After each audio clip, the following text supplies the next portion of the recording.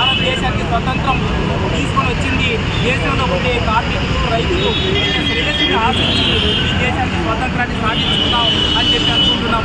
కానీ అదే శ్రామిక వర్గాన్ని అనేక రకాలైనటువంటి ఇబ్బందుల్లో నెట్టే రకంగా కేంద్రంలో ఉండే బీజేపీ ప్రభుత్వం ఒకవైపు స్వదేశీ అని చెప్పుకుని అటువంటి విధానాలకు పాల్పడుతున్నది అని చెప్పి ఈ సందర్భంగా తెలియజేస్తున్నాం.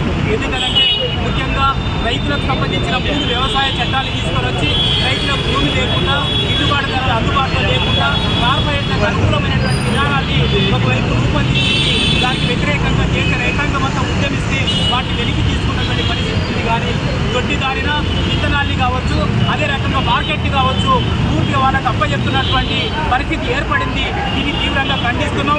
అదే రకంగా కనీస మద్దతు ధరల చట్టం ఏదైతే ఉందో వాటిని అమలు చేసే రకంగా ఈ బడ్జెట్లో కానీ ఏ దాంట్లో కూడా వాళ్ళు మాట్లాడకుండా ఉంటున్నటువంటి పరిస్థితి ఉంది అని చెప్పి ఈ సందర్భంగా తెలియజేస్తున్నాం. అదే రకంగా 4 లేబర్ కోడ్లు కార్మిక వర్గానికి సంబంధించి ముఖ్యమైనటువంటి శ్రామిక వర్గం 10 గంటల్ని పెంచడం, అదే రకంగా వేతనాల్ని కోకపోయడం, ఉద్యోగాల నుంచి తొలగించడం అనేది అది మామూలుగా తీసుకున్నటువంటి పరిస్థితి ఉంది.